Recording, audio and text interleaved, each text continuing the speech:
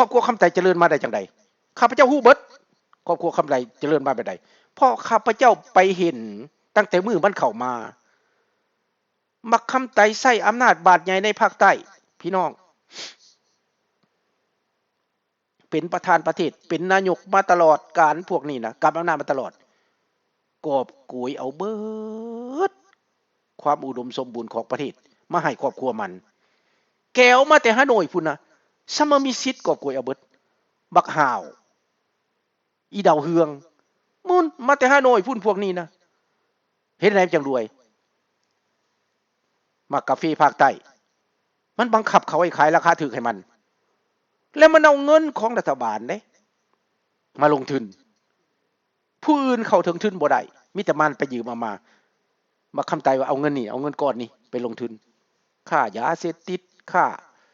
ของเถื่อนค่าทุกอย่างที่เป็นมันหนีภาษีมันก็ร่ำรวยแล้วพี่น้องไผเฮ็ดก็ได้นั่นบ่ได้เสียภาษีนี่เห็นบ่อันนั้นแหละจูนถ้าจะไปสอบสวนครอบครัวคำไตนะติดคุกเขา100 เท่า100 เทื่อพุ่นพี่น้อง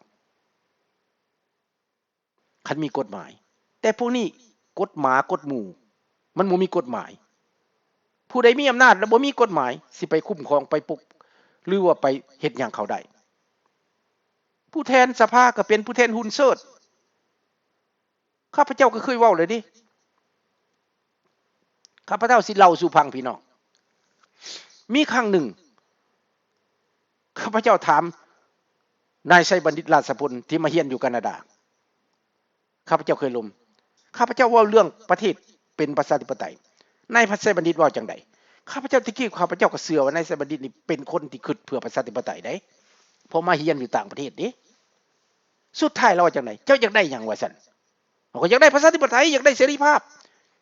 อยากได้ความถูกต้องแต่เขาบ่ได้ข่อยมีเวียกงานทำข่อยนั่งอยู่ห้องการข่อยได้เป็นผู้แทนข่อยได้เป็นหุ้นเซิดข่อยพอใจแล้วข่อยได้กินอิ่มท้องข่อยบ่ได้ต่อว่าต่อขานหยังแล้วข่อยได้อวดอ้างข่อยได้เป็นแต่ความคิดเพื่อชาติเพื่อประชาชนบ่มีคนพวกนี้น่ะอย่าไปหวังเพิงมันเถอะข้าพเจ้าบ่ได้สะอ่อนเด้คันว่าความรู้แต่กี้ข้าพเจ้าก็คิดว่าโอ้ไสบัณฑิตเก่งฝรั่งอังกฤษมันต้องต่อสู้เพื่อประชาชนนะ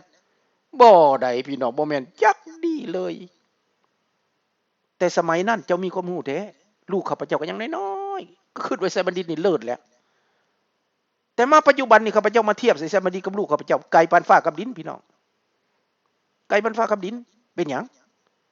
พอยุคไผยุคมันเด้ลูกเจ้าก็เฒ่าแก่ไปแล้วล้าหลังไปแล้วหากินหายากไว้นั่นแหละสิเห็นประเทศพัฒนาสิเห็นประเทศเปิดออกกว้างนี่บ่มีเห็นบ่เจ้าบ่ได้ไฟเพื่อประชาชนเจ้าเฮ็ดเพื่อตัวเองจึงข้าพเจ้าจึงบ่มีความเลื่อมใสเด้ฮู้จักกันดีบ่ฮู้ตอนมาเฮียนก็อยู่ร่วมกันอยู่โรงเรียนนำกันมักรัฐมนตรีก็มากินข้าวอยู่เฮือนข้าพเจ้าสมัยนั้นข้าพเจ้าก็รับต้อนอยู่บ่แม่นทางนั่นเด้บักลีตู่เห็นบ่พี่น้องนายลีตู่ก็รุ่นนายบ่หรือรุ่นเท่ากันแหละอาจจะอ้ายน้อยนึงซ้ำพวกซ้ำรุ่นนายสุภาพนี่แหละก็สิลื่นไข่เป็ดไข่ไก่ประมาณ70ปลายไปข้าพเจ้าก็70คราวนั้นนายลีตู่มาเฮียนบ่แม่นมาเฮียนมาเฮ็ดฟอกมาชั่วน้อยเดียวบ่แม่นมาเฮียนเห็นบ่พวกมาเฮียนดิปโลมาตเฮียนเรื่องนี้ก็บ่แม่นเฮียนคันพวกเฮียนแท้คือรุ่นลูกข้าพเจ้านี่เฮียนจากมหาลัยออกมาเฮียนทุกวิชาอีหลีหั่นอันนั้นแม่นแต่พวกนั้นเขามาเพิ่มความรู้ซื่อๆเพื่อจะเมื่อเปลี่ยนแปลงประเทศแต่เมื่อแล้วมันเปลี่ยนบ่ได้เพราะเผด็จการบ่ให้เปลี่ยนและพวกนี้ก็บ่มีความกล้าหำมันหดอยู่เบิดมันสิไปเปลี่ยนอะไรจังได๋เห็นบ่มันยันตกจากอำนาจเลยกลายเป็นคนขี้ขัดตาขาวเบิดเห็นบ่พี่น้องบ่กล้าเว้าความจริงบ่กล้าต่อสู้เห็น สภาผู้แทนราษฎรเว้าเรื่องนั่นอ่อนเรื่องนี้ดีมันก็เว้าละครน้ำเน่าไปซื่อๆหั่นแหละเห็นบ่ข้าพเจ้าเว้าหลายนางวลีวัฒน์เวชพงษ์ว่าเว้าเพื่อนั่นเพื่อนี้แต่สุดท้ายวลีเวชพงษ์กับผลประโยชน์ทับซ้อนผู้ใดก็ผลประโยชน์ทับซ้อนเบิดในสภาตาอย่างพี่น้องสภาหุ่นเสิร์ชบ่มีหยังเป็นสภาหุ่นเสิร์ชพี่น้องเมื่อใดบ่เป็นประชาธิปไตยเมื่อใดบ่มีฝ่ายค้านเมื่อใดบ่มีผู้ตรวจสอบนะอันนั้นประเทศจะชิบหายวายบอดต่อไปดังนั้นคนลาวต้องเข้าใจในบทนี้พี่น้องบ่แม่นเว้าแต่เรื่องอื่นดอกพี่น้องเว้าเรื่องในวัดถ้าบ่มีคนกวดสอบนะพี่น้องมันก็บ่โปร่งใสดอกพี่น้องแต่ข้าพเจ้าก่อนลงสรุปวัดอยู่บ้านเฮาเพิ่นประชุมบ่มีข้าพเจ้าบ่มีลูกข้าพเจ้าอยู่ในนั้นผู้อื่นก็บ่กล้าอาปากกวดสอบผู้อื่นก็บ่กล้าอาปากเว้าแต่ข้าพเจ้ามีข้อมูลทั้งหมดแต่บ่ได้โอกาสเว้าเพราะของประชุมหลวงบ่ได้เปิดเขาเปิดลับหลังข้าพเจ้าแต่นี่ข้าพเจ้าทวงคืนว่าเมื่อใดกลับคืนเมื่อจะขอเปิดกองประชุมพิเศษเท่านั้นเพราะว่าการสรุปกองประชุมว่า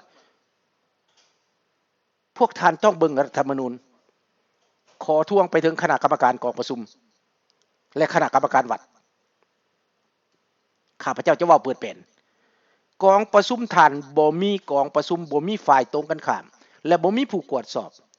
กองประชุมนั้นเฟลในรัฐธรรมนูญบอกว่าถ้ากองประชุมบ่เต็มกอรอมเป็นกองประชุมบ่ได้ดังนั้นกองประชุมหลวงนั้นเฟลพี่น้องมีแต่ฝ่ายตัวเองมาประชุมผู้อื่นไปยังเขาบ่มาประชุมข้าพเจ้าโทรถามไปแล้วเขาบ่มาดอกก็ว่ากองประชุมรวมเพื่อปล่อยให้มันเป็นไปแบบนี้นะกองประชุมหลวงมันต้องประชุมต้องมีคนเต็มมีสมาชิกมาเต็มอย่างน้อย 6-70% จังเป็นกองประชุมที่ถูกต้องนั่นกองประชุมที่บ่มีคนมาประชุมแสดงว่ามันบ่เป็นกองประชุมซุ่มบ่ได้และจะออก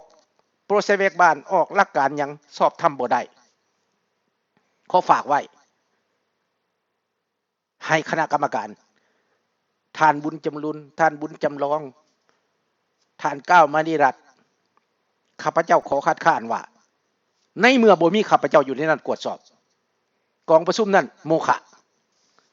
เอาละกลับเมื่อจังเว้ากันใหม่พี่น้องบ่แม่นข้าพเจ้าคัดค้านหยังแต่ข้าพเจ้าอยากให้มันสอบทำให้มันโปร่งใสเพราะว่าเงินกีบ1 บาท 1ของประชาชนที่มากินมาทานนั้นข้าเจ้ามาโดยความบริสุทธิ์ถ้าพวกเจ้าบ่อยากบริสุทธิ์พวกเจ้าบ่อยากล้างบ่อยากคลีนตัวเองอยากงุบงิบหั่นน่ะอยากเอาแบบนั้นบ่ถ้าอยากเอาแบบนั้นก็มีวิธีทางได้พี่น้องข้าพเจ้ามีวิธีทางได้มีวิธีทางบังคับให้ท่านเปิดกองประชุมที่มีข้าพเจ้าอยู่นั้นได้พี่น้องอันนี้เว้าเท่านี้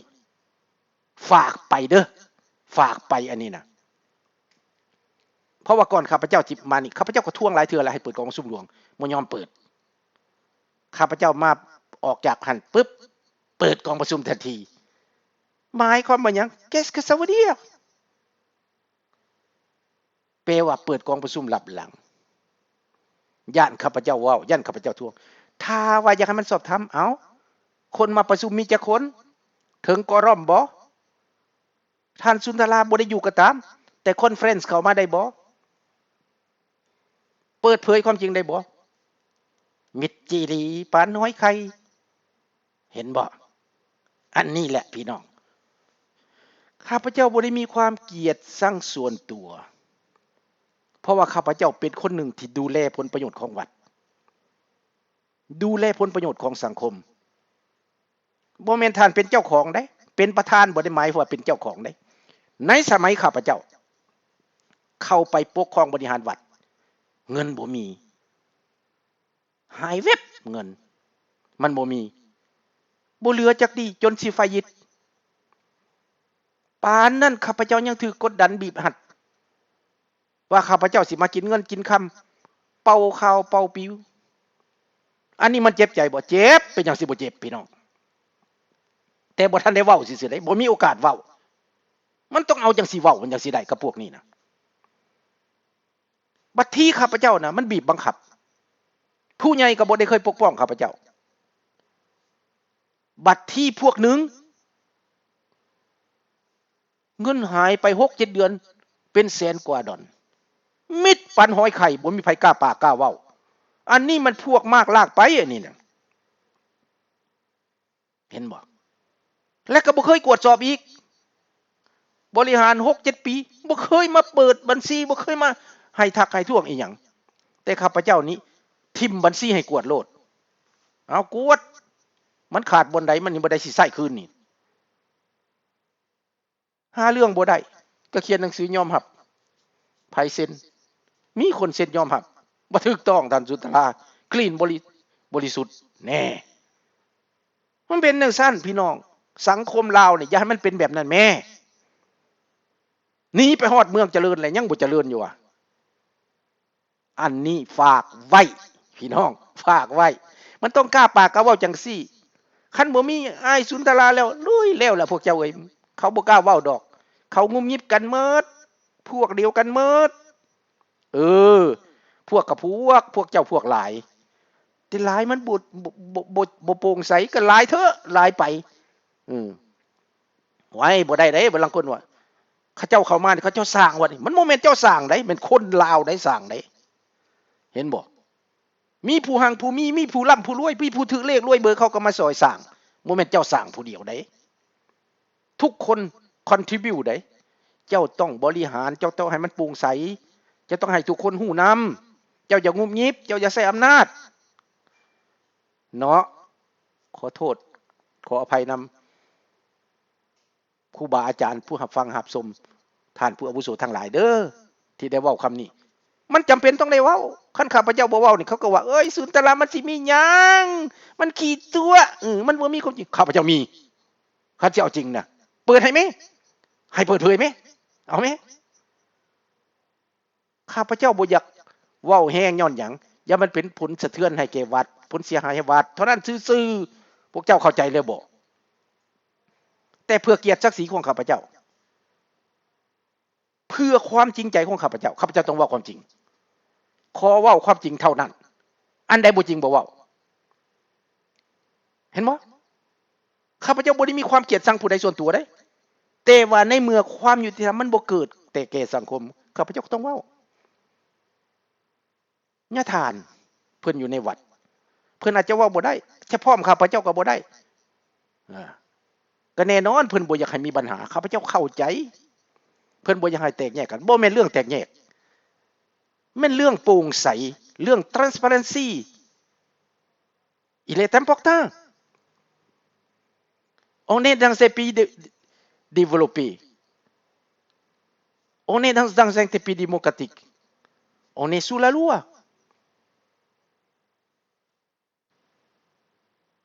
ถ้าเฮาหากบ่ถูกต้องตามหลักการมีปัญหาได้คือกันได้พี่น้องนี่เห็นบ่เฮาเห็นหลายบ่อนหลายที่ผิดกันมันถึงขั้นยุบได้เด้พี่น้องดังนั้นเพื่อบ่ให้มันเกิดปัญหาอันนั้นเฮาก็ต้องเปิดโอกาสให้สอบสวนผิดก็ว่าผิดถูกก็ถูกคันยามมันขายหน้าขายตาข้าพเจ้าก็เว้าเลยนี่หลายเทื่อหลายทีเรื่องเงินแม่นไผเอาไปเอา 2-3 คนมานั่งเว้ากันผู้ผิดขอโทษเด้ออ้ายเด้อลุงเด้อลูกหลานเขาได้ผิดไปแล้วข้าพเจ้าก็เปิดทางให้อยู่แล้วเป็นหยังบ่ให้โอกาสแหน่เว้าจังซั่นน่ะคันบ่ให้โอกาสจังซั่นเขาก็รู้ว่าข้าพเจ้านี่หาเรื่องมันเจ็บข้าพเจ้าได้ข้าพเจ้าบ่ได้เฮ็ดหยังเลยกลายเป็นผู้เจ็บแต่ผู้เฮ็ดน่ะมันบ่เจ็บมันเสียใจบ่เสียใจได้พี่น้องเอ้ยอย่าว่าวางระเบิดเด้อนี่เด้อบ่แม่นวางระเบิดได้รอท่าอยากเว้าความจริงมานานแล้วข้าพเจ้าต้องการแต่ญาทานผู้เกี่ยวข้องประธานกรรมการ 4-5 คนเว้ากันและแก้ไขให้มันได้ข้าพเจ้าก็รอคอยมานานแต่บ่มีจักคนที่เว้าความจริงมีแต่คนเบนเบียงเอียงไปตามกระแสคนหลายพวกนี้พวกหลายได้เขาเฮ็ดได้ได้จังซั่นแต่ผู้มันเฮ็ดสิตายพวกน้อยนี่นะมันเฮ็ดสิตายมันปกปักรักษาเกิดปัญหาครั้งใดมีหน้าข้าพเจ้าทุกครั้งเพื่อปกปักเพื่อปกป้องไว้จนถึงขั้นสิจ่ายค่าวัดบ่ได้ข้าพเจ้าก็ไปปกป้องไปเจรจากับธนาคารให้มันผ่านมันพ้นพากันจกเงินในถุง เว้าความจริงเด้อสิเว้า